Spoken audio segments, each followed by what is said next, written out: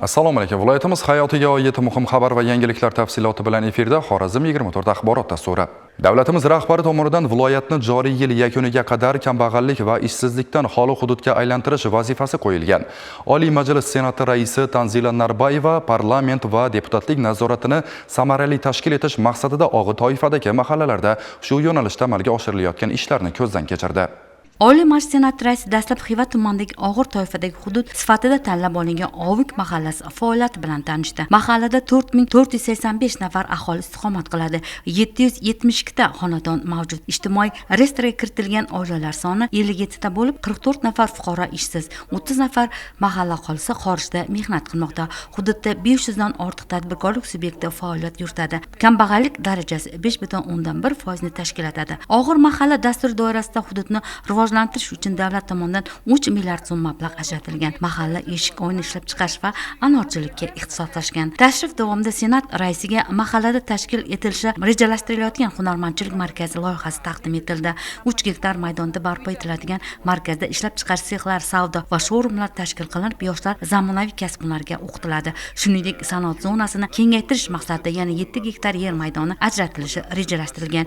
Ishsizlik va kambag'allikni qisqartirish maqsadida 3 ta mahalla ixtisoslashtiriladi. Har bir oilaga 81 turdagi xizmat ko'rsatish yo'lga qo'yiladi. Tashrif doirasida mahallada yashovchi hunarmand Kenjabek Jonibekovning faoliyati ham o'rganildi.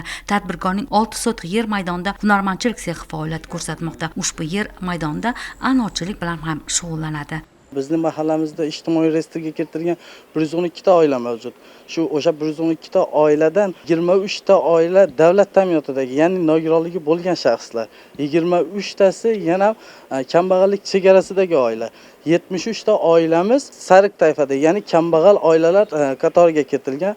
Biz hozirgi kunda mahalla yettiligi bilan birgalikda 73 ta oilani daromadini oshirish bo'yicha mahalla yettiligimiz bilan birgalikda individual dasturlar ishlab chiqyapmiz. Hozirgi kunda bizning mahallamizda kambag'allik 4% bo'lsa, yil boshidan bu foiz ko'rsatkich 9.1% tashkil qilgan. Hurmatli prezidentimizning yaratgan shart-sharoitlaridan, mahallaga bildirgan ishonchidan, bergan vakolatidan kelib chiqib 2026-yilning yil yakuniga qadar mahallamizni kambag'allikdan xoli hudud qilishga o'zimizga dastur qo'yganmiz. Uni bajaramiz.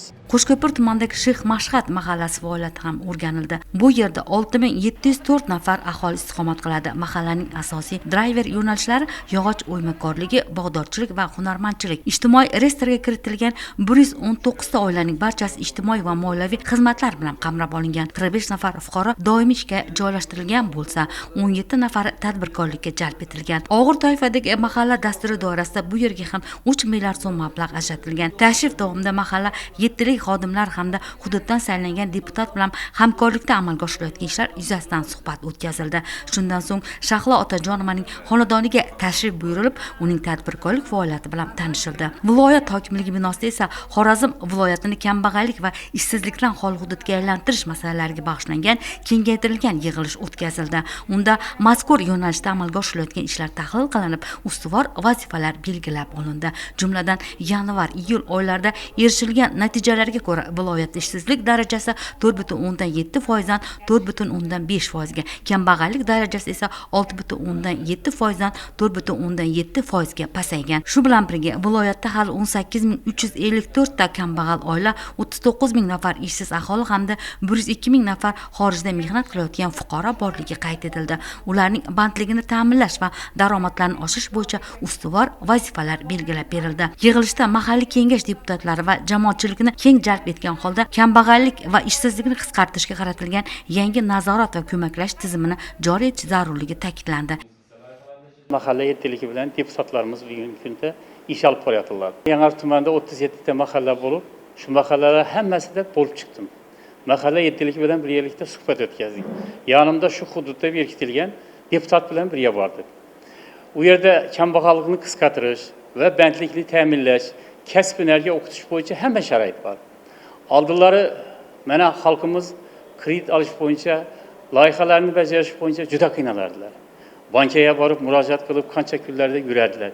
Bugungi kunda onlayn kredit olish imkoniyatiga ega bo'ldilar. Deputatlar shu joylarda borib mikro loyihalarni bajarishi bo'yicha joylarda mana shu tashkilotlar, ijro organlari bilan muloqotda bo'layapmiz. Shu ijro organlari agar shunda loyihalarni bajarishda qayerda kamchilik bo'ladigan bo'lsa, mana deputatlarimiz kengashga olib kelib masalani chiqaryapti. Kengashda ko'ryapmiz buni. Har bir deputat o'z saylov okrugidagi mahallalar kesimida kambag'allik va ishsizlikni qisqartirish bo'yicha aniq rejaga ega bo'lishi belgilandi. Shuningdek, deputatlar boshchiligida ishchi guruhlarni tuzib, har bir hafta mahallalarda amaliy yordam ko'rsatish zarurligi ta'kidlandi. Har bir mahallaning o'sish nuqtasidan kelib chiqib, kamida 3 tadan yuqori daromadli lokomotiv loyihani amalga oshirish vazifasi qo'yildi. Ijtimoiy reyestrga kiritilgan oilalar kambag'allikdan to'liq chiqib, mustaqil daromad manbaiga ega bo'lgunga qadar ularni kamida 1 yil davomida manzilli kuzatib borish tizimi yo'lga qo'yiladi.